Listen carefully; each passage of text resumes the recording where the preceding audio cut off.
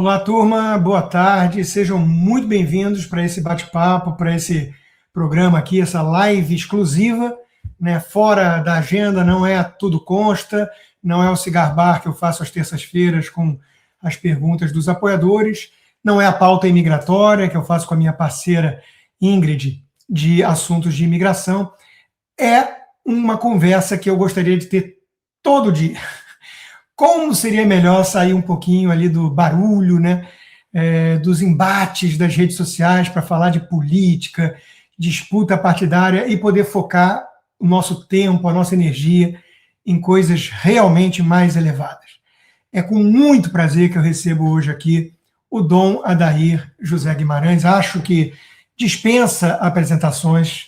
Ele teve a generosidade de escrever a apresentação do meu novo livro, Não Tema a Liberdade, foi um pedido que eu fiz a ele, ele aceitou de pronto. E eu vou confessar para vocês uma coisa. Eu acordo com Dom Adair todo santo dia. Todo santo dia. É religioso. Ele tem um programa, para quem não conhece, eu recomendo muitíssimo, a Oração da Manhã, né, que tem o canal dele no WhatsApp, que você pode seguir, tem o canal no YouTube, e vai para as rádios também, ligadas aí ao programa.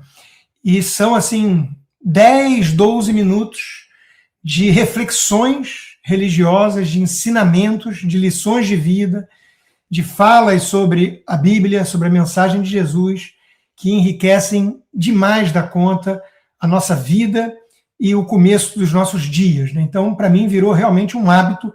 Eu não consigo mais acordar sem escutar o Dom Adair primeiro. Eu e minha mulher, já virou o programa, né? Às vezes eu levo o filho na escola, preparei o café, não sei o quê. Primeira coisa que eu faço quando chegar em casa, antes de ver as partes políticas, antes de começar o trabalho propriamente dito, é sentarmos ali no sofá com os nossos 5 cachorros e colocar o Dom Adair.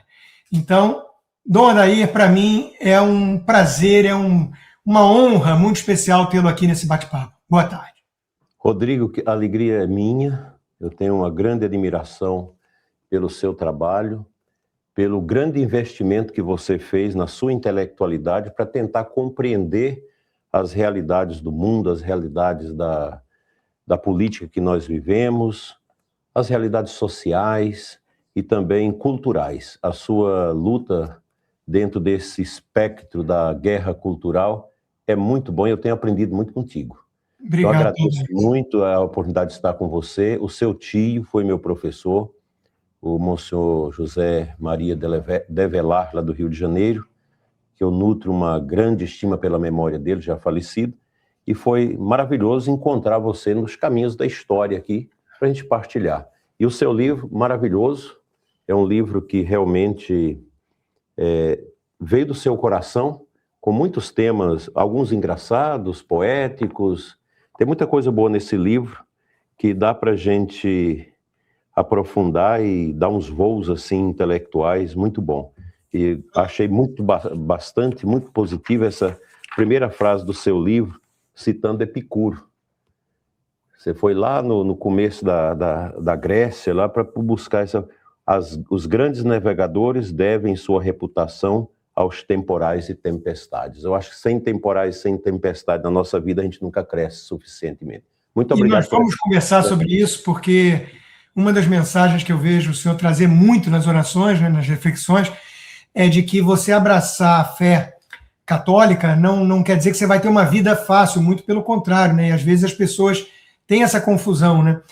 Saber que vamos carregar cada um nossas cruzes, mas acompanhados, e muito bem acompanhados, né? Então, isso faz muita diferença. Eu vou querer conversar sobre isso tudo. Posso contar algumas histórias do meu tio, primo, né? Na verdade, ele é primo-irmão, né? E cresceu como irmão da minha mãe, o Zezinho, não consigo chamá-lo de outro jeito. Muita gente chamava ele de Padre Zezinho também. É o Zezinho, né? E vou te falar, Dom Adair, que no dia da triste notícia do seu falecimento, eu estava ao vivo, na Jovem Pan.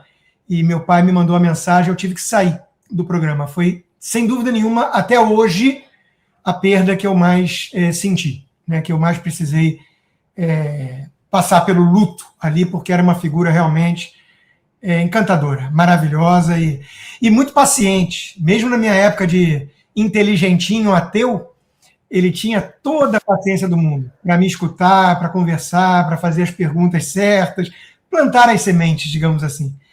Foi muito, muito bom o convívio longo que eu tive com o Zezinho. Dom Daí, eu vou começar de onde o senhor já mencionou aí, a guerra cultural, que eu acho que é uma coisa muito importante, e uma dúvida que eu tenho, que eu acho que é uma divisão que, historicamente, a gente vê na própria igreja, né? Até onde a gente preserva a chama da fé acesa, nem que seja num monastério, num lugar que a gente se resguarda e mantém ali aquele capital todo intelectual e a fé viva, né? Ou até onde a gente, como cristãos que eu estou falando, ou como católicos em particular, a gente arregaça a manga e fala assim, não, peraí, a cidade de Deus, a cidade dos homens, mas a gente vive aqui, a César o que é de César, né? Tá tudo certo, mas a gente tem que comprar as brigas políticas, porque sem isso, de alguma forma, vai haver aí um aparelhamento tão grande, a gente vê isso na área, por exemplo, de educação, né? Com as ideologias e tudo, que vai dificultar, para dizer o mínimo, né? Aquelas famílias que querem criar seus filhos dentro de uma visão, de uma formação cristã. Então, como é que o senhor enxerga isso? Porque às vezes eu vejo esse dilema, né? O católico deveria se abster de certas disputas ou embates políticos. Como é que o senhor enxerga isso? O mal cresce quando os bons não agem. A igreja tem uma compreensão, Rodrigo, de que é claro que esse embate político não é nosso, da hierarquia da igreja.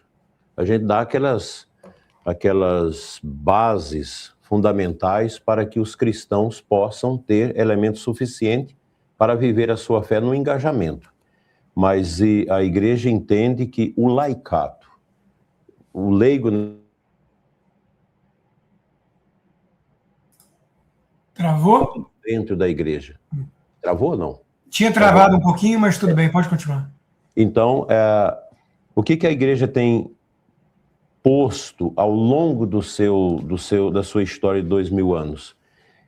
Não é o padre, não é o bispo que vai engajar politicamente na transformação da sociedade, mas são os leigos. Isso em todos os regimes. Você vê hoje na China, que é um país comunista, capitalista na economia, mas social e politicamente comunista, que prende a liberdade, essa coisa toda. Mas lá dentro da China nós temos padres que estão ali clandestinamente, trabalhando como padeiro, trabalhando como entregador de pizza, mas tem as suas comunidades. E a gente espera que essas comunidades, elas são fermentos. Você vê, às vezes, é tão grande o desafio, mas você começa como o trabalho dos cupins, que vai devagarinho até derrubar a estrutura.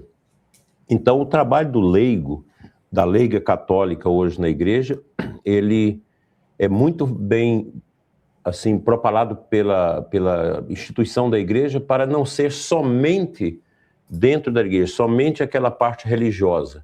Não, o católico, ele precisa externar o seu testemunho dentro do mundo, sem nenhum medo de contestação. O que ocorre, Constantino, sobretudo no Brasil, que nesses últimos 70 anos, assim, a grosso modo, conforme eu penso, a revolução cultural marxista, ela foi entrando dentro dessa perspectiva de Gramsci, dentro das instituições, e começou pela Igreja Católica. E trazendo aquilo que o Papa Bento XVI foi duramente combativo, que é o relativismo moral, relativismo religioso. Hoje você tem, às vezes, pessoas católicas, até mesmo na hierarquia, que já não crê na vida eterna. Precisa ler a Cidade de Deus. Essa semana chegou a Cidade de Deus para mim, os 2 volumes, que eu li alguma coisa há 40 anos, vou reler novamente a Cidade de Deus, não sei se você já leu essas 2 obras. Não. Porque depois vou te mandar um comentário de uma jornalista nossa que está na Itália, muito boa, muito firme, e ela faz um comentário muito bonito sobre a Cidade de Deus. A Karina Michelin, né, minha amiga. Exatamente essa. É uma pessoa que eu tenho vontade muito de conhecer. Eu não sei onde ela mora, é na Itália ou aqui no Brasil? Na Itália. Já esteve aqui em casa, em Miami. Muito gente boa. Maravilhosa. Ela fez eu até mandei para os bispos mais amigos, a matéria que eu vi dela no Instagram, ela falando da Cidade de Deus. E exatamente ali, Santo Agostinho, ele aponta aquilo que é muito atual para os nossos dias. Você só pode mudar as coisas através do engajamento. E o professor Olavo era muito claro nisso, a questão da linguagem, porque o relativismo, ele entra por linguagem. Você vê aí o ativismo dessa imoralidade toda que vai desconstruindo a família, ele vem com palavras. Palavras que vai entrando e vai criando uma capacidade de produzir essa crosta mental nas pessoas, e você acaba sendo profundamente influenciado por isso. Veja as novelas da Globo. Outro dia eu vi alguém fazendo um comentário disso. Lá atrás, as novelas da Globo, muitos anos atrás, não trabalhava a questão de adultério. Depois foi entrando o adultério. Vai fazendo a cabeça do povo. Depois foi entrando a questão do amor livre. Depois veio aquela novela que trouxe o primeiro beijo gay, não sei se você lembra isso lá atrás. Isso aí é um processo tranquilo, lento, que vai fazendo as pessoas acostumar com tudo. Então, onde entra aqui a ação do católico? E a igreja sempre trabalhou isso, desde a ação católica, que começou lá com o Papa Pio X, Pio IX, lá em Roma, até hoje. O católico, o cristão, não pode ter medo da sua fé. Só que essa revolução cultural marxista, ela começou a colocar na nossa cabeça que a fé é uma bobagem. Isso entrou dentro dos seminários. No tempo que eu estudei lá com seu tio, era um debate terrível dentro da PUC, que a PUC era totalmente tomada, a teologia da libertação, na qual eu fui formado, era tudo isso. Então a gente saía um padre medroso, você querendo fazer acontecer aquilo que eles querem. Porque eles vão criando um Sitzleib dentro da cabeça das pessoas que você acostuma com tudo. A imoralidade, a desonestidade, o amor livre, o sexo livre, aborto, fecundação in vitro, essa coisa toda. Então, a nossa ação, a ação sua, você é um católico, que tem liberdade de pensamento, a gente luta muito por isso, você tem um ponto de vista, que é um ponto de vista que calha muito com aquilo que a igreja pensa, a defesa da família, a defesa da liberdade, a defesa da propriedade privada, a defesa do livre pensamento, porque esse pessoal da cultura, da contracultura e marxista, eles querem estabelecer o quê? Um pensamento único. Na teologia da libertação, o que a gente via, essa teologia da libertação extrema? Eu não condeno ninguém que está lá, os padres, ninguém, porque a gente foi formado nisso. Mas eles tinham um discurso, eu lembro quando eu comecei meu ministério há 40 anos, quando começou também a renovação carismática e os embates da teologia da libertação com a renovação carismática, eles falavam de comunhão, mas desde que o outro lado iguale ao seu pensamento. Isso foi muito presente. Então hoje, o que está acontecendo? A internet deu voz também aos conteúdos da tradição da igreja, dos padres da igreja, porque nós temos um arcabouço mental, intelectual da fé, o intelectus fideis dos padres da igreja, que é fantástico. E hoje está sendo colocado assim, às mostras, por YouTubes, por pessoas, por jovens que começam a trabalhar essa temática da igreja, e por isso que a teologia da libertação, o pessoal ligado a ela, é a favor também do sequestro das mídias, pelo governo, pelo status quo, né?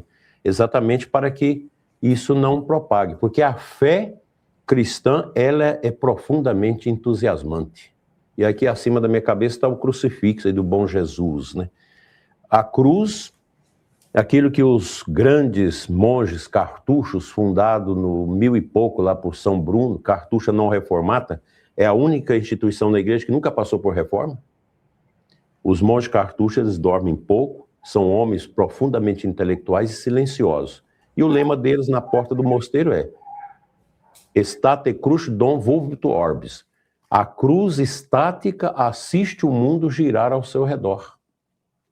Por isso que eu sempre falo, gente, a Igreja Católica, ela sempre sepulta seus inimigos. Porque há mais de 2000 anos, nós estamos vivendo essa guerra, né, contra o cristianismo, que você trata muito bem nos seus assuntos. Você dá uns voos assim, muito bons sobre esses assuntos e eu fico encantado, né? Então a igreja é uma luta. O bem e o mal está aí, é uma guerra espiritual. Até outro dia eu citei no meu programa essa frase sua que eu aprendi contigo, né? a guerra espiritual dentro da cultura, dentro do pensamento. Isso é uma realidade terrível. Então, para concluir aqui a minha prolixidade, a igreja entende que os cristãos, os filhos batizados, que não estão na hierarquia da igreja, nem na vida religiosa, mas são leigos, ou seja, está por fora disso, mas atuantes como igreja, então essas pessoas é que vão criar esses trabalhos muito bonitos de contraposição àquilo que é o relativismo.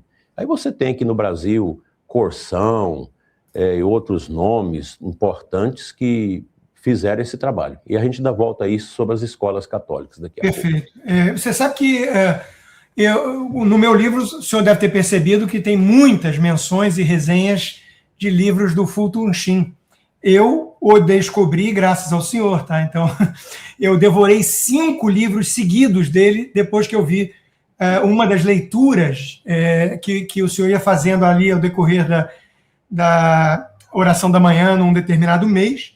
Eu gostei tanto que eu peguei e comprei 5 livros. Eu não conhecia, admito, essa falha cultural, né? Uma grande figura que foi muito importante aqui, inclusive, na comunicação, né? TV, programa de TV, como ele ajudou a levar esse testemunho, né, adiante. E depois da minha doença, dona Adair, eu pensei muito sobre isso, né, e boa parte está no livro. Eu pensei assim, eu não quero salvar a humanidade, eu não quero salvar o Brasil, né, essa visão salvacionista política, ela leva à idolatria, ela leva a uma coisa meio esquisita, né, revolucionária. Eu quero salvar minha alma. E eu comecei a reposicionar a minha missão, depois do que eu experimentei, né, como alguém que deveria levar adiante essa experiência religiosa, como foi importante ter Deus ao meu lado num momento de batalha e muitas incertezas em relação se eu ia, inclusive, sobreviver, né? E como isso me deu conforto, como isso me deu força, né? Resiliência. E eu queria muito mais uma pegada por aí. Mas a gente acaba sendo arrastado, até porque eu tenho 30 anos, quase 25 anos de luta nessa questão mais filosófica, política, né? Temos a guerra política, a guerra cultural e a guerra espiritual, acima de todas, que é exatamente o que o senhor vinha dizendo. Eu acabo sendo arrastado, né, para esses embates mais conjunturais, políticos, partidários, às vezes. E isso, na era das redes sociais, nem se fala. Você pega o X ali, é uma cracolândia, como eu digo, né? Tem de tudo. Hoje, por um acaso, a minha coluna na Gazeta do Povo foi sobre isso. Eu comecei a perceber, estou recebendo muitos ataques, 3.000 pessoas, mais ou menos, pararam de me seguir.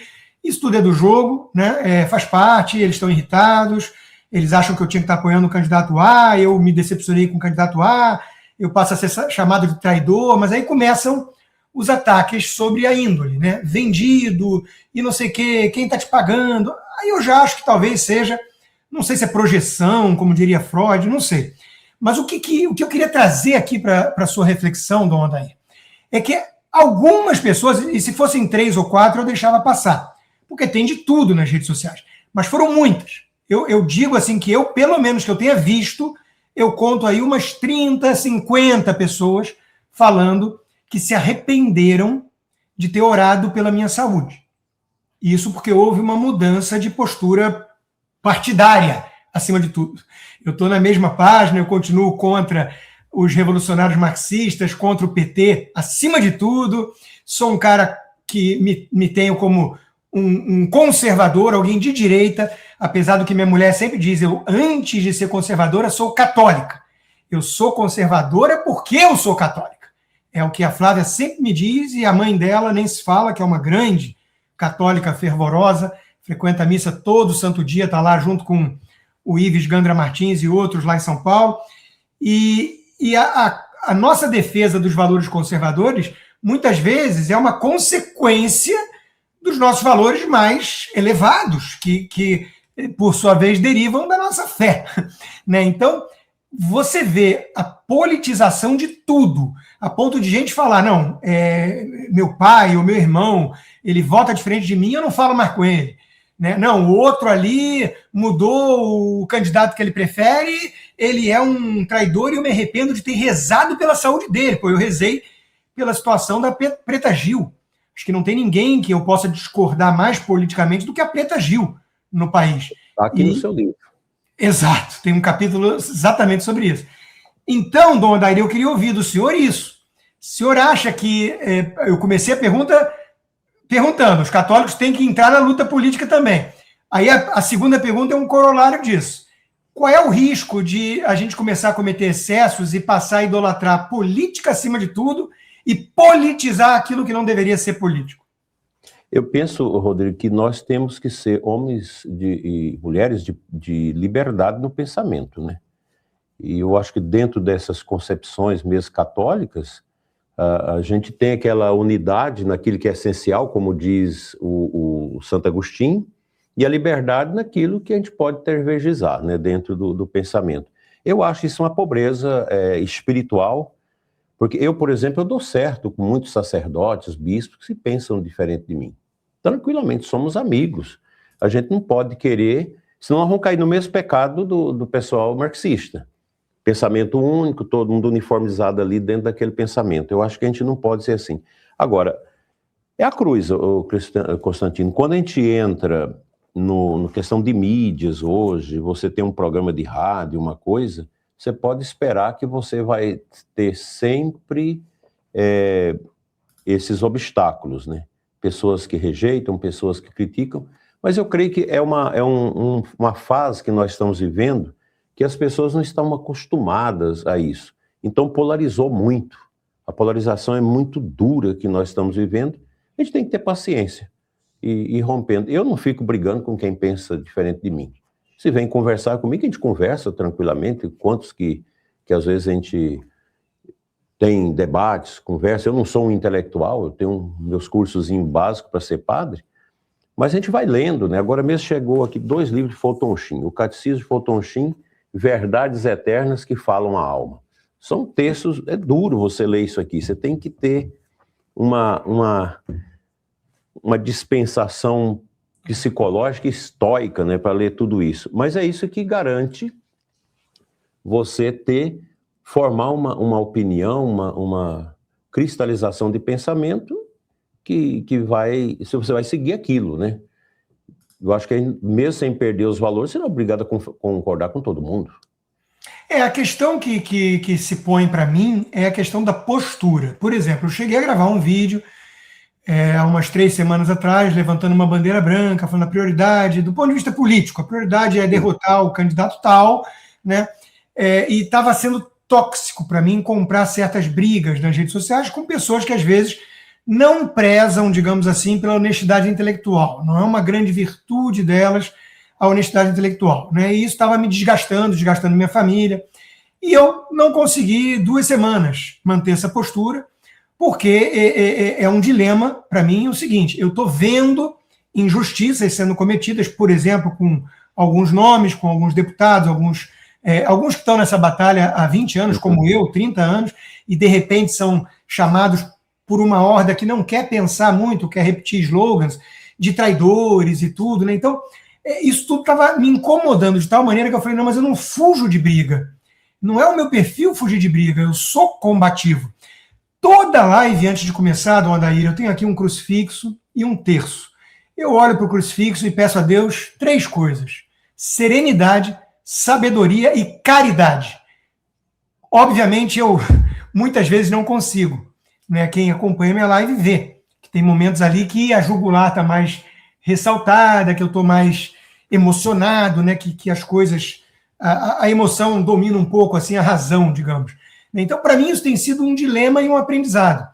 A figura que eu quero ter, depois da experiência que eu passei, do livro que eu escrevi, a figura, o destino onde eu quero chegar, é muito inspirado em posições e posturas como a do senhor, como, por exemplo, a do Guilherme Pereira, o dono da Gazeta do Povo, que é Opus Dei, que é alguém que olha e fala, meu Deus, como é admirável aquela calma, aquela tranquilidade que ele transmite, a minha própria sogra, né? E que, mesmo diante do seu maior algoz, está disposto de fato a orar por ele. A minha sogra, a teóloga Maria Teresa Papa, ora pelo Alexandre de Moraes. E eu aprendi isso com ela, inclusive no meu livro eu tento deixar isso claro, não vou ficar alimentando amargura, não vou.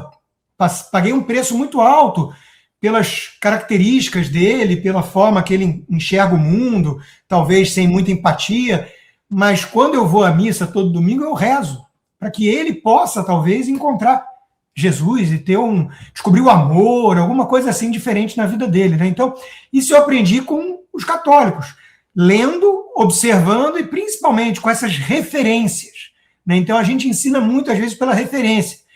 E aí, Dom Adair, gostaria até de conselhos, né? Porque eu vejo onde eu quero chegar, mas é mais difícil, é que nem dieta, né? Eu sei o que eu tenho que fazer, fechar a boca, comer menos açúcar, carboidrato e fazer exercício. Mas executar é mais difícil do que saber o caminho. Executar essa postura cristã, para mim, tem sido difícil, mesmo depois de uma experiência dessas. Porque eu sou arrastado, principalmente por conta desse clima de eleição, de rede social, eu sou arrastado para um ambiente que desperta em mim o meu lado pior e não o meu lado melhor. Qual é a saída? Sair das redes sociais por um tempo, orar mais e mais. Eu tenho dificuldade de encontrar esse caminho. É continuar nas duas vias, oração e ação. Porque, veja, Constantino, cada vez mais eu entendo que o cristianismo é a religião mais difícil do mundo. Porque o cristianismo só oferece aqui para nós, só a cruz. E é aqui na cruz que você entende. Se você vê o filme, aquele filme muito antigo, Quo Vadis Domini, que é um filme muito antigo, que fala da perseguição dos cristãos, quando Nero César assistindo os cristãos serem queimados, serem torturados ali, e ele pergunta, mas por que eles não gritam? Por que eles não blasfemam? O que eles estão fazendo? E alguém fala, eles estão cantando os salmos. Então, o que os cristãos faziam? Eles estavam ali orando pela conversão de Nero. Eu sempre falo nas minhas pregações, nós temos que rezar pela conversão dos pecadores, as pessoas que estão na corrupção, que estão na mentira, que é muito triste você pensar que certas pessoas podem perder a sua alma por causa da ignorância, da falta de fé, da falta de conversão. A igreja sempre nos ensina, reze pela conversão dos pecadores. Por isso que Maria Teresa, que é sua sogra, que é uma amiga que a gente ama muito, uma grande pregadora na nossa igreja, uma mulher de uma fibra espiritual e de uma consciência antropológica cristã muito grande. A cosmovisão da sua sogra, e eu creio que da sua santa esposa também, é uma cosmovisão dentro de uma antropologia que é isso, né? O cristão, ele morre nas virtudes sem odiar. Eu acho que... Agora, isso não significa que você não possa ser livre também para fazer suas análises. Eu acho que tem que ter pessoa como você. Tem que ter. Pessoas que fazem o contraponto a outros pensamentos. Isso precisa, eu acho que você não precisa ter acanho disso. Eu acho que é não perder a caridade, esse terceiro eixo aí, esse terceiro patamar. Isso que eu não pedia tanto, agora que eu peço cada vez mais, porque acho que era isso que estava faltando para mim muitas vezes. Porque o ego é um troço poderoso, aí você quer vencer um debate, aí você quer se provar certo, e isso às vezes coloca de lado a caridade, quer dizer, as pessoas estão vindo de lugares diferentes que eu não conheço. O Brasil vive um momento muito delicado, né? Todo mundo sabe, está difícil para todo mundo, isso coloca os nervos à flor da pele, e eu preciso, talvez, me colocar no lugar dessas pessoas, entender que elas estão olhando com uma certa angústia, até um desespero, né, para alguma salvação, né, para alguma solução. E se você traz uma ducha de água fria no lugar de uma esperança, você talvez apanhe muito por isso. Eu acho que a sua postura, sobretudo nessa questão da guerra cultural, problema político e guerra espiritual, isso é muito interessante. Eu acho que quanto mais você lê Santo Agostinho, mais você vai compreender isso. Eu acho que é bom você tirar um tempo para ler A Cidade de Deus, 2 tomos grandes, pesados, mas ali você tem uma base de uma compreensão que o mundo relativista tenta quebrar todos esses pensamentos de Santo Agostinho, Santo Tomás de Aquino, dos grandes pensadores cristãos, dos padres da igreja, mas eles deram para nós as bases, porque as bases do pensamento vêm daí. E nós somos cristãos, nós cremos na civilização cristã, a igreja é uma colaboradora muito distinta na construção da civilização cristã. Esse autor, Thomas Rude, aí dos Estados Unidos, ele tem 24 palestras no YouTube sobre esse tema. A igreja, construtora da civilização ocidental, e tem livros também, tanto em inglês como em português, traduzido aqui, sobre isso. Eu acho que a gente tem que apaixonar por esse sistema e saber ter presente aquilo que é importante que a igreja nos ensina, Rodrigo. Omnia transeunte. Tudo nesse mundo passa. Mas eu não posso passar pela vida sem, em consciência, ter deixado a minha contribuição. Às vezes a pessoa simples da roça, qual a contribuição que eu vou deixar? Os filhos bem educados, bem formados, né? Eu acho que todos nós temos que deixar uma contribuição. A sua contribuição na área intelectual. Eu acho que o intelectual, ele não pode guardar as suas concepções, sobretudo quando elas são bem assim atreladas com a fé cristã, amoitadas. Não, a gente tem que falar. Eu acho que isso é importante. Você tem milhares e milhares de seguidores, de pessoas que leem seus livros, que escutam suas lives. Isso tudo ajuda. É um processo. Nós estamos dentro de um processo. Agora, você tem que aprender a lidar com as pessoas que pensam daqui para baixo. Que é aquelas pessoas azedas, que pensam com estômago, com seco e com dinheiro que está perto do bolso ali. Essas pessoas, elas não têm uma... Porque às vezes o pessoal fala... Tem muita gente da direita e da esquerda que tem o mesmo nível moral. Porque é a agressividade, o ódio e a falta de aceitar os contrapontos. Isso é um tema que está aí, nós estamos vendo isso acontecer todos os dias. Então, meu irmão, eu acho que é ter essa paciência. Eu acho que não é você sair das redes sociais, que você é um formador de opinião, traz capacidade de pensamento, de abertura, e isso é importante. Tem outras pessoas que fazem o contraponto a ti, e assim as pessoas vão chegando ao conhecimento. E eu vou dizer uma coisa, sem leitura, sem aprofundar os clássicos, nós vamos ter muita dificuldade. E está surgindo no Brasil, nós temos aqui também em Formosa, as chamadas escolas conservadoras, que estão sendo formadas para exatamente preparar cérebros que lá na frente, daqui 30, 40 anos, vão dar frutos sazonados de contribuição com a sociedade, com a cultura, com a política, com o direito, e assim por diante, e também com a igreja, né?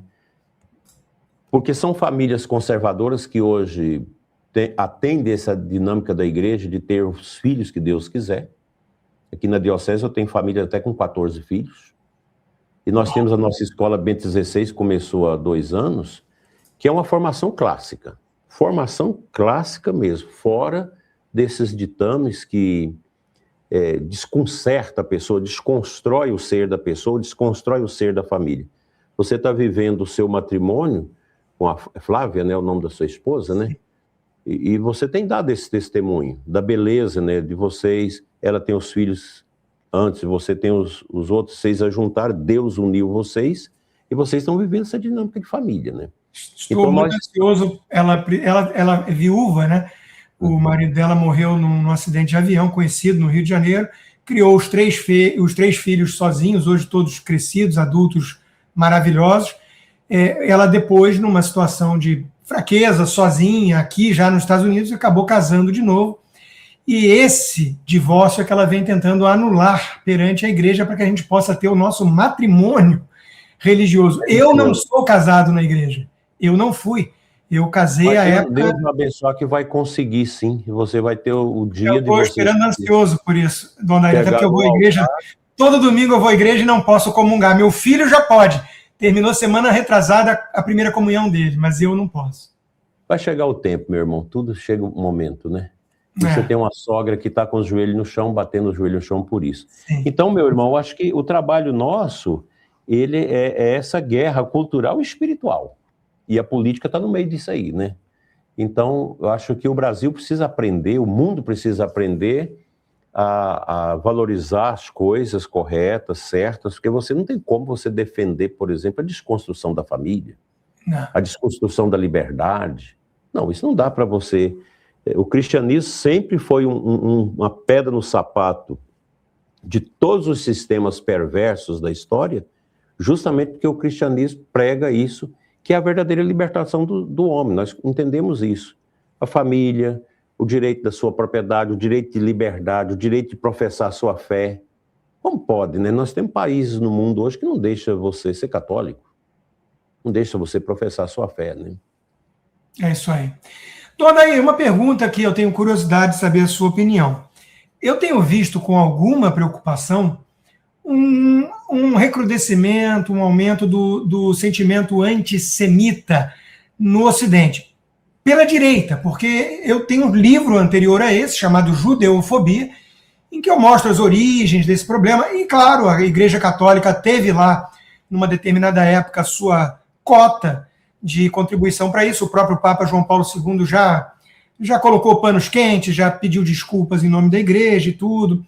E quando a gente fala da civilização ocidental, a gente está falando, de certa forma, da civilização judaico-cristã. Quer dizer, o cristianismo foi criado por um judeu, né, que os judeus acham que não é Messias, mas ele veio com todas as tradições e todas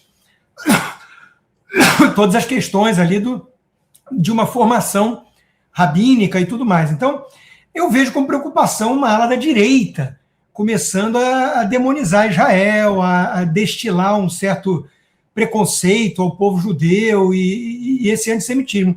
Não sei, o senhor enxerga isso também? Preocupa? Como é que o senhor se coloca diante disso?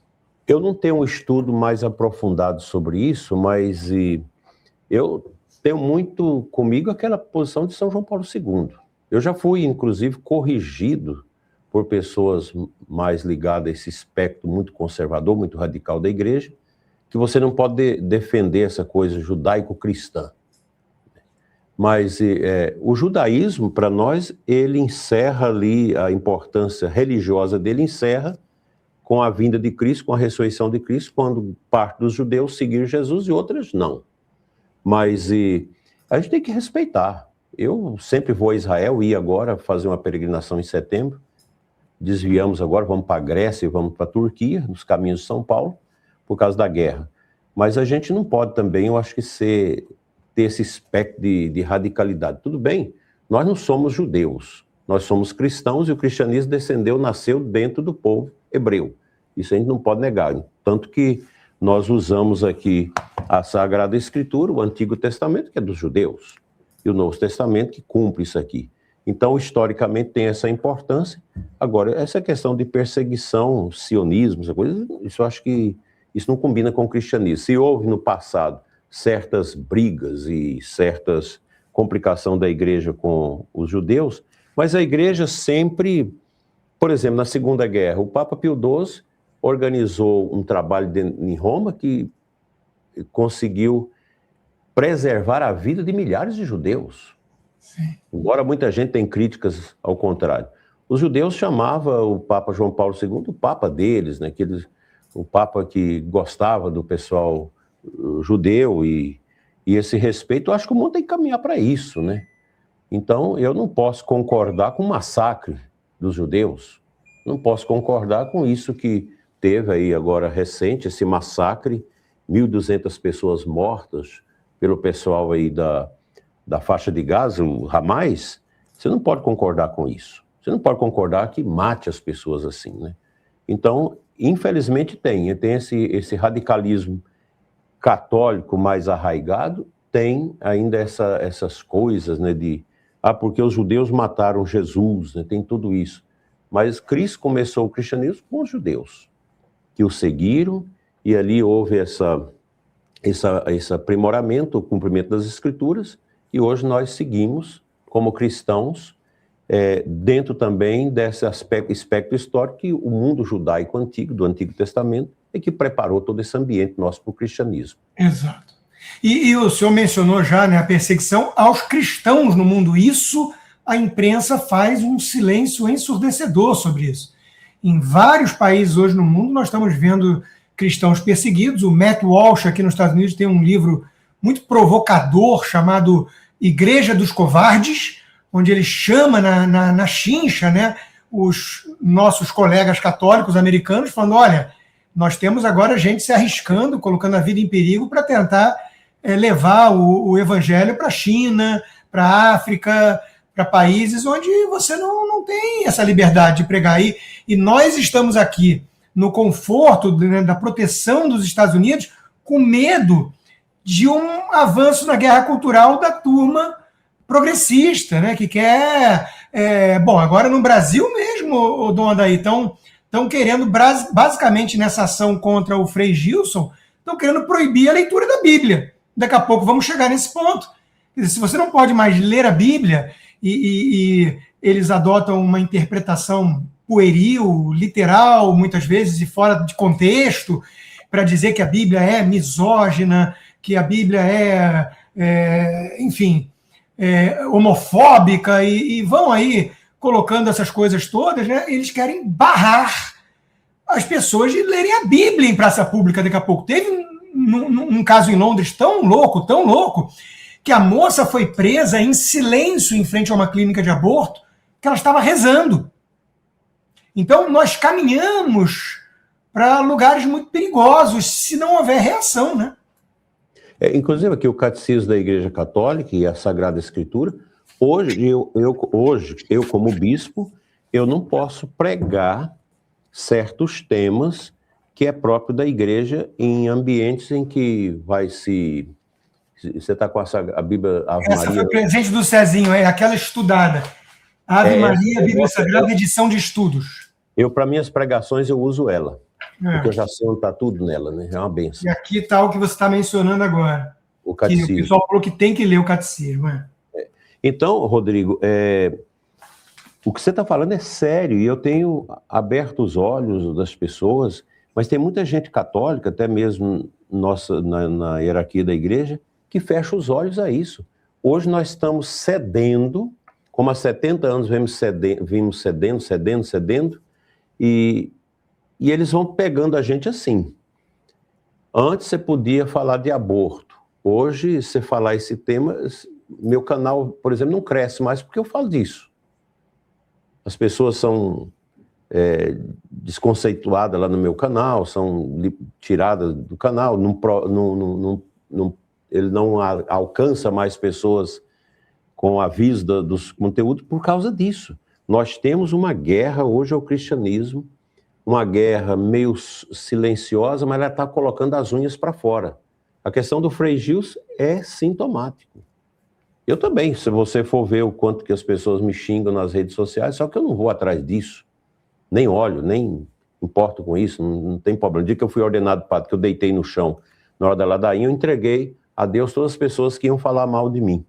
Meu pai me perguntou, meu pai era ignorante naquela época, para que isso? É para você perdoar quem vai xingar você, inclusive o senhor que fala mal dos padres, né? Eu disse para ele. Então, se você for olhar isso, você fica doido. Eu não posso pregar alguns temas da teologia moral da igreja, porque me dá problema. Eu não posso, nem posso falar aqui. Eu vou tentar provocar um pouquinho, porque tem gente perguntando no chat. E a CNBB? Eu confesso, bispo, com toda a humildade do mundo, que eu já chamei de Conferência Nacional dos Bispos Bolivarianos. Uma provocação à tentativa de influência da turma da Teologia da Libertação. Como é que o senhor enxerga hoje a postura da CNBB? Primeiramente, as pessoas fazem uma confusão pensando que a CNBB manda nas dioceses. A diocese, o bispo, ele é muito autônomo. O bispo tem toda uma autonomia de governo, de condução pastoral da diocese. A CNBB ela é uma conferência de comunhão dos bispos para pensar algumas coisas juntos. Então, é claro que dentro da CNBB nós temos muitas divergências, muitas nesse sentido, e isso vem sendo construído ao longo dos tempos, né? Há uma influência desse relativismo também dentro da igreja. O Papa Bento XVI chamou a atenção disso, e eu acho que o Papa Leão ele está indo nessa mesma linha de trazer o Cristo para o centro. Aqui esse crucifixo acima da minha cabeça não é à toa, ele é uma mensagem subliminar aqui, clara, de que Cristo é que ocupa o centro, inclusive da minha cabeça. Uhum. Então, a gente não pode também sonegar a verdade ao povo. Então, no atendimento às pessoas que vêm com seus problemas morais terríveis, eu não posso sonegar a verdade a essas pessoas. Eu sei que é muito difícil para muitas pessoas que estão na Igreja Católica seguir o que a Igreja prega. Tem muita gente que diz hoje, eu sou católico, mas não concordo com o que a Igreja ensina. Então, o perigo, às vezes, do pessoal confundir é que a CNBB possa produzir um relativismo, uma tendência, às vezes, para um discurso mais libertar essa coisa toda. Isso foi muito propalado, sobretudo com a questão de teologia da libertação, mas é bom lembrar que a CNBB tem muita coisa boa também. Os bispos produzem muita coisa boa. Tem, agora mesmo na nossa conferência, a gente viu o trabalho da liturgia. A CNBB tem trabalhado muito essa questão, tem melhorado muito os cantos litúrgicos, tudo isso, né? Então, nem tudo está perdido, como as pessoas querem fazer ver. Mas é também um lugar onde se reflete, onde há certos antagonismos de compreensão, de missão da igreja. Isso, desde o começo da igreja, teve isso, né? É uma coisa interessante que a gente está vivendo, né? Enfim, eu acho que o excesso de politização contaminou muita coisa, e às vezes o católico, com o seu testemunho, com a sua firmeza, com a sua referência moral, né, ele consegue salvar mais almas do que qualquer coisa. E salvar almas é um intuito, né, porque o que nós vemos nessa sociedade materialista, hedonista, né, bispo, é uma busca desenfreada por substituir Deus, né? São os bens materiais, a riqueza, o poder, a fama, essa coisa de Instagram, de todo mundo se parecer, fazendo, enfim, essas harmonizações faciais, cirurgias, de procedimentos, e todo mundo fica tentando se parecer, todo mundo fica tentando mostrar muitas vezes aquilo que não é, e é uma vida que acaba sendo uma vida pobre, efêmera, né? Porque no final das contas nós temos sede pela eternidade, né? Nós temos fome de Deus, né? Da água viva, e eu acho que tentar levar essa mensagem, a gente já está se encaminhando para o final, eu sei que o senhor tem compromissos também, tentar levar essa mensagem num mundo de tanto burburinho, tanto barulho, né? Eu gostei muito do livro do Robert Sara, né? Do silêncio, né? A força do silêncio. Gostei muito, porque às vezes eu mesmo, né, me vejo, né? Eu estou falando de manhã ao vivo, estou falando de tarde ao vivo, estou falando de noite ao vivo, aí você fala assim, peraí, tem que parar um pouquinho para escutar a voz de Deus, para absorver, né? Então, quais são esses maiores desafios que o senhor vê na sua igreja em Formosa, na sociedade em geral hoje, com as redes sociais, para a gente tentar lembrar essas pessoas, principalmente os jovens, né? De que, olha, não coloca o Deus nesse lugar não, porque é decepção certa. Eu vou responder com aquele quadro da primeira missa do Brasil, que eu esqueci, Otávio, não sei se você me lembra o nome do autor. Esqueci. Nós falamos desse quadro, da primeira missa do Brasil, que aconteceu em 26 de abril de 1500. Conta-se que, na hora da missa, aquela coisa bonita, né, a liturgia, o Frei Henrique de Coimbra com as suas vestes litúrgicas, as velas, tudo ali, e os índios nos galhos do pau por ali, né, nus, assistindo aquilo sem entender. Aí teria vindo um grupo de caçadores indígenas que chegaram e assustaram com aquele ambiente, e aí perguntou para o cacique, o que é isso? E o cacique apontou para o céu e para a terra. Então, o que é a igreja nesse mundo? A igreja está aqui, mas apontando para o céu. E quando você tem essa mística, daí é importante você começar a ler os grandes místicos da igreja, Santa Teresa d'Ávila, São João da Cruz, esses grandes homens, Santa Teresinha de Jesus, e outros até mais recentes, que realmente ensina para o ser humano qual o sentido da vida. O sentido da vida é a transcendência. Só que esse mundo da guerra cultural, o que ele traz? A imanência. Nivela a pessoa humana nessas coisas passageiras. Eu, inclusive, estou preparando para quando ficar velho, vou morar num muquifo, uma casa que a gente vai fazer, de tijolo à vista, cimento queimado, tudo rústico, tudo simples, porque a simplicidade, ela tem beleza. E você vê, nada contra as pessoas que têm residências altamente sofisticadas, não tem problema nenhum, a pessoa tem condição de fazer, mas a gente sente uma carência da simplicidade. As pessoas vão em Assis, quando vê o convento de Santa Clara, aqueles lugares bonitos ali em Assis, ficam comovidos, porque a simplicidade fala da eternidade. Então, isso é muito importante. O índio diz, apontou para o céu e apontou para a terra. A igreja é isso, ela é um sinal do céu aqui na terra. E a igreja é para nos orientar através da beleza, através da palavra, através da vida moral, dos valores que nós devemos cultivar para que a gente possa alcançar esse naipe espiritual grandioso, né? Para isso a gente precisa de ler, precisa de rezar, precisa ter humildade. E a gente vê aqui no nosso Goiás, na simplicidade do sertão, você encontra pessoas muito simples, que nem estudaram, mal assinam o nome, mas pessoas que têm sabedoria, porque a sabedoria, o princípio dela você não encontra nos livros, nas universidades. Isso aqui é para aperfeiçoar a grandeza da sabedoria que Deus já plantou dentro de você pelo batismo, pela graça, né? Então a nossa tarefa é isso. Daí que eu sou um apaixonado pelo cristianismo, porque o cristianismo é a resposta. E quando a gente passa a conhecer a logoterapia de Viktor Frankl, que é um judeu, ele dá indícios, São João Paulo II gostava muito e incentivava muito a logoterapia, ele te dá sentido para você compreender aquilo que não tem sentido. Em Busca de Sentido é o nome do livro, muito bom. Maravilhoso. Eu li esse livro há 25 anos atrás, marcou minha vida.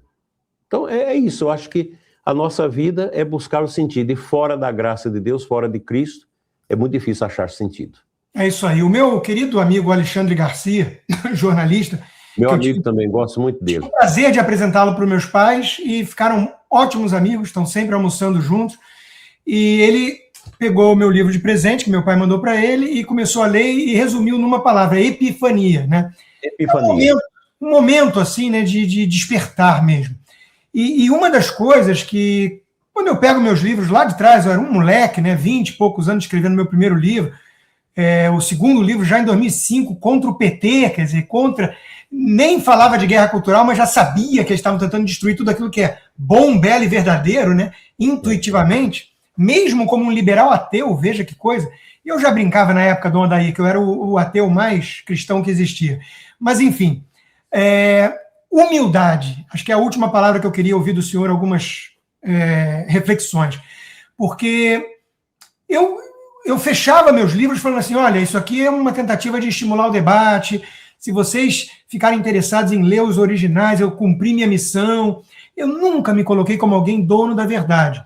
O ego veio mexer para valer comigo na questão da doença, porque eu tenho uma filha que está aqui em casa agora com 24 anos, bem criada, está indo trabalhando bem, não sei o quê, mas eu tenho um filho de 8, que está há 4 anos sem ver a mãe, porque a mãe está no Brasil e tem doença mental, e ele está bem, ele está feliz, mas a angústia de eu não estar mais aqui vinha por conta disso. O que será do futuro do meu filho? Minha mulher, minha sogra, mais experientes, católicas, né, trouxeram muito essa visão do, olha, Deus provê, de alguma forma, e ninguém é insubstituível, por mais que você se coloque nesse lugar, e claro, eu tenho uma ligação com ele muito profunda, eu sou paizão, né, estou sempre fazendo as coisas junto com ele, mas mesmo assim, né, você veja que o marido da minha mulher morreu num acidente jovem, né, deixando uma menina de 3 anos, a época, e a mais velha de 9. E estão ótimas, minhas enteadas são pessoas maravilhosas. Então, de alguma forma, essa doença e o processo de escrever um livro sobre isso mexeu muito com essa questão do ego versus a humildade, né? Do pó viestes, ao pó voltarás, menos. Baixa a bola, você não é isso tudo, né? E claro, seria traumático para o filho, mas tem o irmão, tem a Flávia, tem a irmã, tem o meu irmão, no caso, minha irmã, a irmã dele, tem os meus pais, que são os avós. A vida provê, né? De alguma maneira, e ele está sendo criado já nessa rotina de igreja, fez a primeira comunhão, de rezar toda noite. Então, isso passa para ele uma serenidade. Enfim, a importância, Dona Adair, da humildade, da gratidão. Todo dia antes de dormir eu rezo a Deus agradecendo a tudo que eu tenho. Mesmo com um câncer nas costas, um tratamento doloroso, difícil, eu agradecia todos os dias, pela minha vida. Está faltando humildade, está faltando gratidão no mundo hoje? Primeiramente, eu disse uma vez para ti que depois desta doença você não seria mais o mesmo. E com certeza, tá, o resultado está aqui desse livro maravilhoso, que o pessoal pode adquirir esse livro através da editora, deixa eu ver aqui, vocês podem entrar no site aí, Faro... Faro Editora. Faro Editorial.br. É um livro que vale a pena. Eu acho que é um livro que fala de Deus, fala da vida, fala do sofrimento, fala dos questionamentos. É maravilhoso. Uma história de fé, resiliência e esperança. É isso que... Esses dias, Rodrigo, eu fiz uma visita pastoral, que é um trabalho que o bispo faz de ficar quase uma semana numa paróquia, a 400 quilômetros daqui, São Domingos. Eu encontrei uma família, uma senhora que, numa reunião lá, que coordena os coroinhas da igreja, ela veio, o senhor podia visitar meu marido? Eu já tinha visitado alguns doentes, ele é doente. Eu falei, eu vou lá. Quando eu cheguei lá, um homem com ela, em cima da cama, 4 anos, só pisca de um olho, porque o outro é cego, e um cantinho da boca de cá e de cá que mexe. E aquela esposa, a filha, a outra formando em Goiânia, cuidando do esposo, tem uma tabela de letra, que ele quer falar uma coisa, elas vai botando na letra, ele pisca e para, ele mostra outra letra, até fazer o conjunto da palavra que ele quer dizer. Eu vi ali uma mulher, que é professora, que está com o marido muito bem cuidado, todo entubado naquilo ali, a filha, tudo ajudando. E eu vi naquilo humildade. Vi a humildade, uma mulher que ainda tem tempo para ajudar na igreja, e na missa de encerramento ela estava lá comentando a Santa Missa. E o padre Hélio Cordeiro, que é o pároco da paróquia Santana de Posse, aqui no estado de Goiás, bem longe, ele é o vigário forano, e ele foi lá para ajudar a mim a concluir a visita pastoral. E ele disse, eu fiquei assustado com o que eu vi essa semana.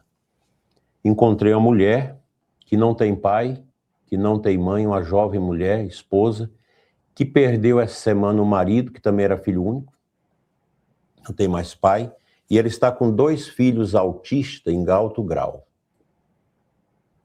Ele disse que nunca tinha visto um quadro daquele. Ele foi na casa visitar o sofrimento daquela mulher.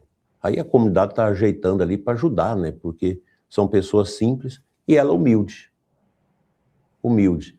É complicado, como também um casal amigo meu de Brasília, do Encontro de Casais com Cristo, que partilhava comigo, os 3 filhos autistas em 2º grau. Muito trabalho.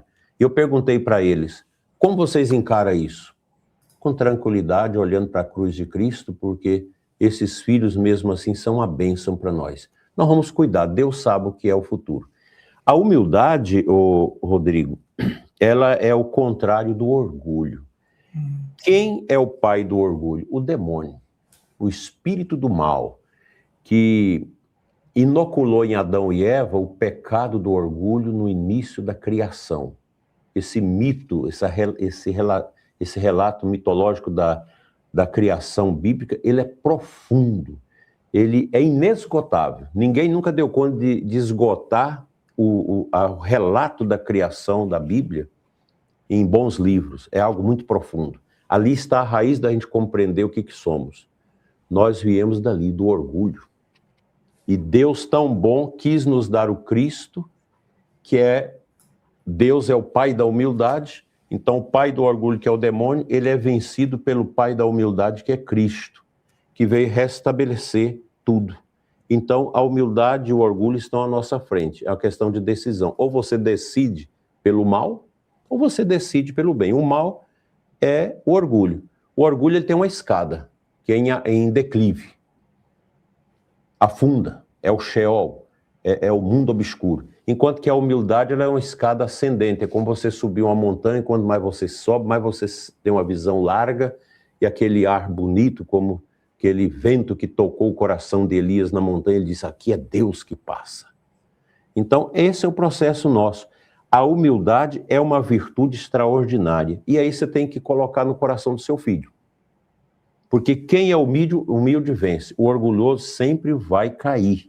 Então não adianta a pessoa com orgulho massacrar os outros, usar do poder para massacrar. Isso passa. Eu estava assistindo o filme do final da vida de Lênin. Semana passada estava assistindo um vídeo, né?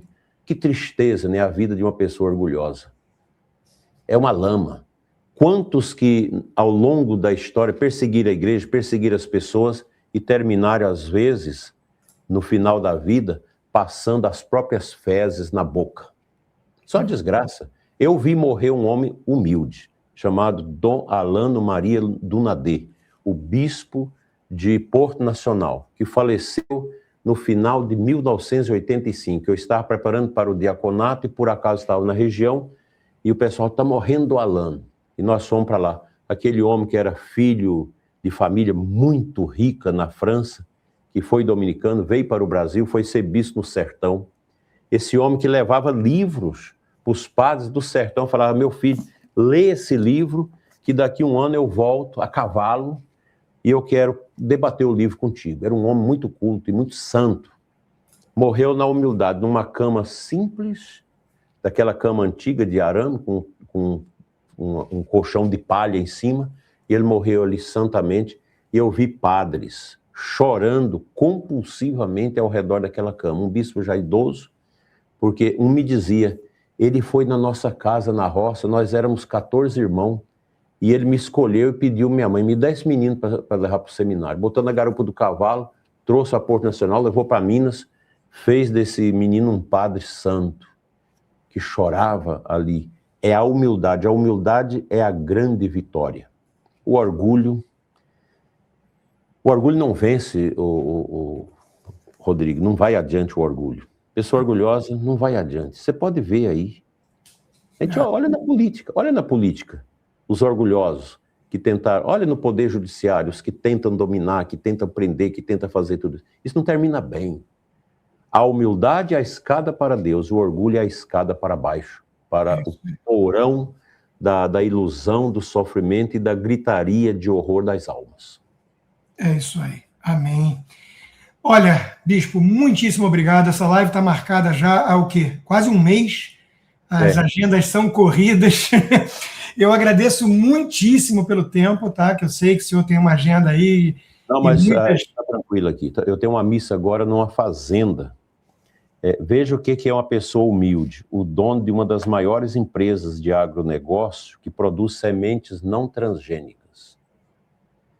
E ele, todo ano, celebra uma missa nesse período de Páscoa com todos os seus funcionários.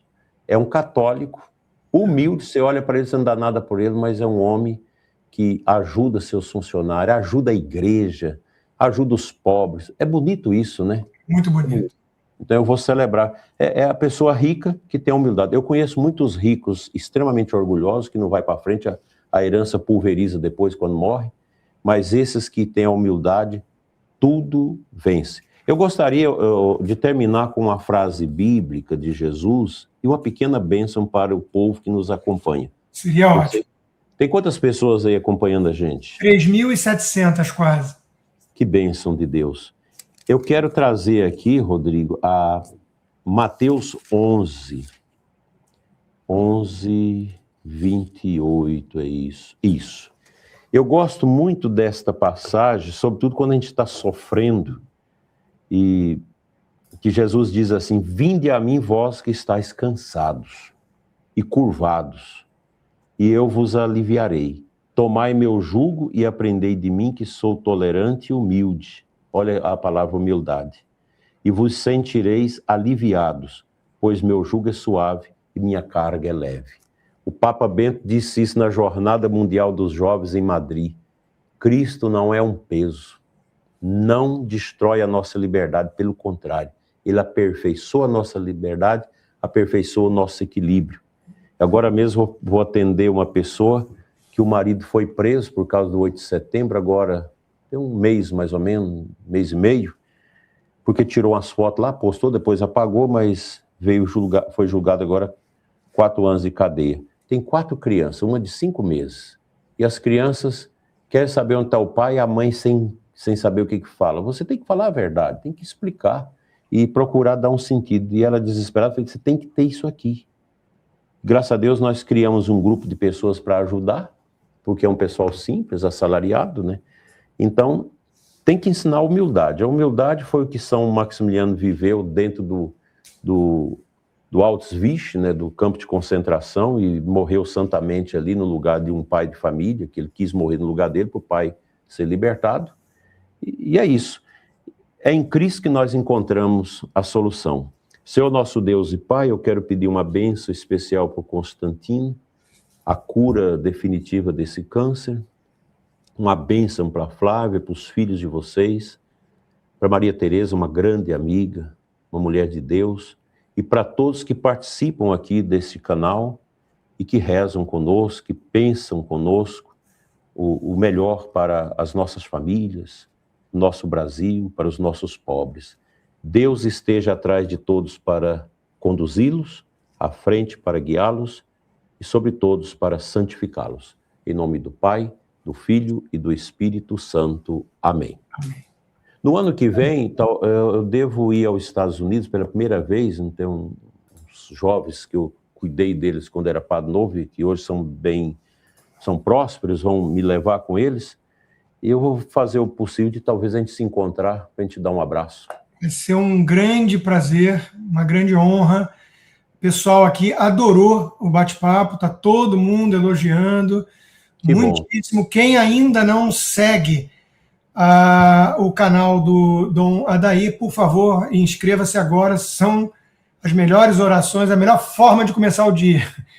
É com a oração do dia do Dom Adair. A turma adorou, queria mais 2 horas de bate-papo aqui, mas as agendas impedem. Dom Adair, muitíssimo obrigado de coração, tá? É muito bom para mim poder sair desse ambiente tóxico, né? Enfim, e a todos que vieram aqui só xingar também, alguns vieram, né? Sim, claro. Tudo bem. Que Deus os perdoe. Que Deus os perdoe. Conta. Muito obrigado, Constantino. Eu creio que quem sabe depois, mais para frente, a gente pode fazer uma live especificamente sobre um tema da igreja. Claro. Para desanuvar esse ambiente pesado, né? Claro. Para quem quer saber qual é o meu canal no YouTube, é Dom Adair José Guimarães. Procure lá, você acha. Tá. Muito obrigado ao Otávio, Obrigado, Otávio. Que organizou aqui tudo para nós. E ele também vai aos Estados Unidos no ano que vem. Quem sabe a gente se conhece lá. Maravilha. Fica com Deus, Constantino. Um abraço para a Flávia e para todos da sua família. Muito obrigado. Obrigado, Dom Adair. Até a próxima. Obrigado. Até a próxima, se Deus quiser. Olha, gente, se eu pudesse, cada vez mais eu fazia esse tipo de programa. Cada vez mais eu falava disso e menos de, enfim, política, picuinha, briga de rede social, intrigas, traições e blá, blá, blá. Aqueles que acham que eu sou traidor, né, poderiam pelo menos argumentar o que eu estou traindo, o quem que eu estou traindo. Porque se serviu para alguma coisa essa ótima conversa com o Dom Adair, né, eu sigo apenas um apenas. Deus. Eu não tenho idolatria por nenhum homem, muito menos políticos. Eu não tenho político de estimação. Eu não tenho partido sequer. O meu partido é o Brasil. São bons slogans, né? Então eu vou continuar sempre fazendo as minhas análises independentes. Sei que às vezes vai machucar, ofender a sensibilidade de alguns, que sem saber como reagir vão vir com pedras nas mãos. Tá tudo certo. Tá tudo certo. De verdade. Eu oro pelo Alexandre de Moraes. Eu oro pela minha ex-mulher, que vocês não têm a mínima ideia de como tentou destruir a minha vida, por conta da doença acima de tudo. Eu não vou orar por vocês que apenas acham que eu sou vendido, traíra e sei lá mais o quê. Esquenta não. Agora, tenham pelo menos a sensibilidade de entender que não era o local, né? A gente está aqui discutindo uma coisa tão mais elevada. Esses ataques falam mais de vocês do que de qualquer coisa, né? Triste. Por um lado, a gente fica triste. Mas tem de todos os perfis, seres humanos. A minha querida amiga Valéria Scher ontem, porque além da questão política toda no X, tivemos um problema no nosso grupo, que o grupo era chamado Amigos de Confiança, e um lá, bolsonarista raiz, né, deputado, vazou um comentário do Ricardo Salles no grupo, para Veja. Coisa feia, né? e ela virou e falou: ser humano não vale nada, ser humano não presta. Todos nós temos esses momentos, né? Um momento de decepção, assim, que a gente fala, dá vontade de abraçar o niilismo, o cinismo, virar um iconoclasta, um joker contra tudo e todos. Mas a gente lembra o seguinte: tem muita gente boa no mundo. Muita gente. Tem muita gente boa no mundo. Gente, uma boa mesmo, gente muito melhor que a gente. Gente que está nesse momento ali ajudando o próximo, metendo a mão na massa, fazendo coisas que a gente admira e chora quando vê num filme. Então tem muita gente boa nesse mundo. Somos todos pecadores, com pés de barros, mas tem gente que faz disso, dessa condição humana delicada, difícil, faz desse limão uma limonada. Com doença crônica, com dor, com sofrimento, e está lá, sem deixar isso torná-la uma pessoa amargurada, amando a Deus, amando ao próximo. Isso é inspiração para todos nós. Isso é inspiração. Então, a live aqui é sobre isso, não sobre Zema ou Flávio. Que coisa mesquinha, gente. Pequena. Tenha uma ótima tarde, abençoado dia, e até o próximo encontro. Valeu, turma.